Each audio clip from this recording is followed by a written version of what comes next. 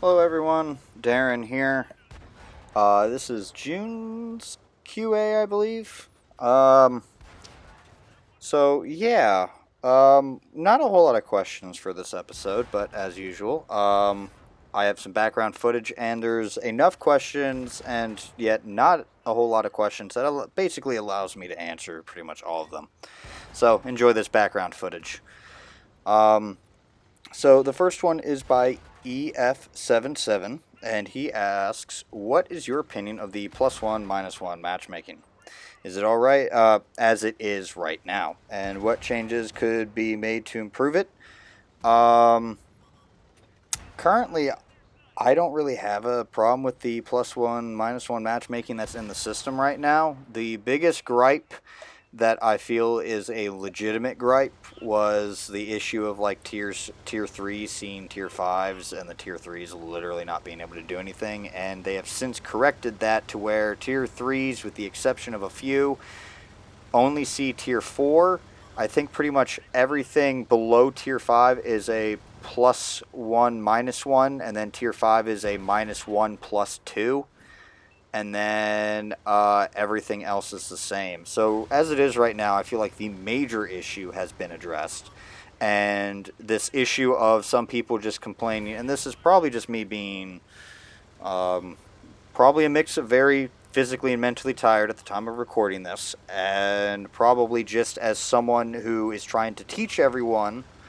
As this professor type of person who really is trying to tell you you can't have it easy, I would have to say that the whole plus one minus one thing for 8 through 10, no, I'm kind of on the side of I'm on that faction of I will I won't complain if plus one minus one is added to 8 through 10, but at the same time, I really don't see an issue of the current system right now with the 8s and 10s and plus two minus two. I don't see an issue with that. Most of the time that I see from people complaining about the plus one minus one or the plus two minus two on this is, in my opinion, I don't know them as a person, so don't think I'm singling you out or saying that that is how you play. I just am assuming that the people that complain about those high tier matchmakings are the ones that just want it easy for them. And I hate to say it, but this game is not, it's easy to play, but it's hard to learn. And the whole idea of being bottom tier is for you to figure out a way to outthink and outthink and outsmart and outplay your opponent. And so if you just want it set to where you can pen anything in front of you, then you are playing this game wrong. I made the same statement on a comment in a similar video, that this is a thinking game. Um, so it's a thinking arcade game. So that needs to get in your head quickly.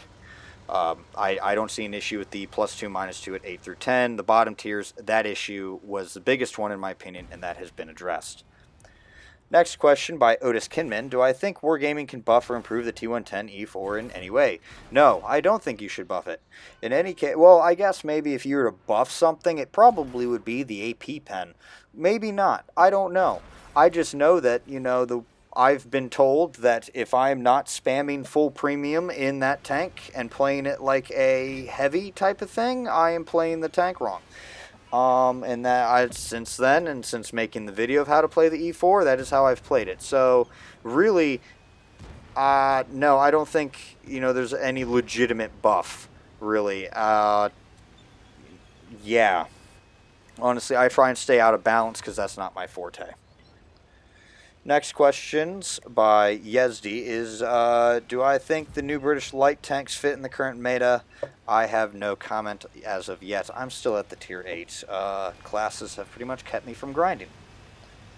Next question by Yezdi was, what are my thoughts about some tech tree lines which really need some love from Wargaming, like the E50M, the Super Heavies, the Japanese Super Heavies, and the Peugeot 65? Again, staying away from balance. No comment. I really, a lot of people seem to not trust me anymore after that little marketing stunt that I pulled with my interview. So I'm just staying away from balance before people start, thinking, taking my comments and stupid opinions at face value. But I do think some of them need love. I do think the Progetto right now is okay playable, but I would not mind if it received some love. I do think the reload is stupid, though.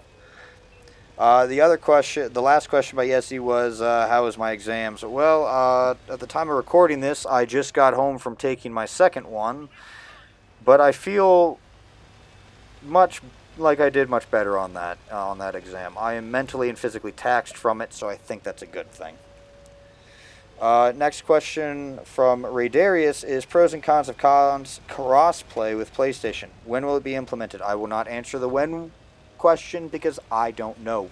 I know when everyone else knows. Pros, more people in the server population.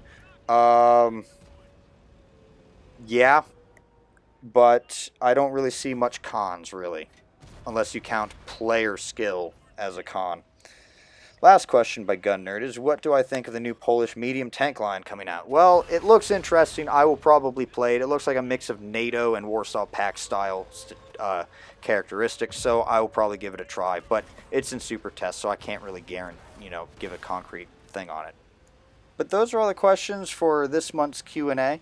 I'd like to thank everyone for their submissions, and thank you all for watching. I look forward to seeing next month's questions, and I encourage everyone to feel free to ask a question if they have one. I'll do my best to answer it. But until next time, this has been Darren of WotC Academy.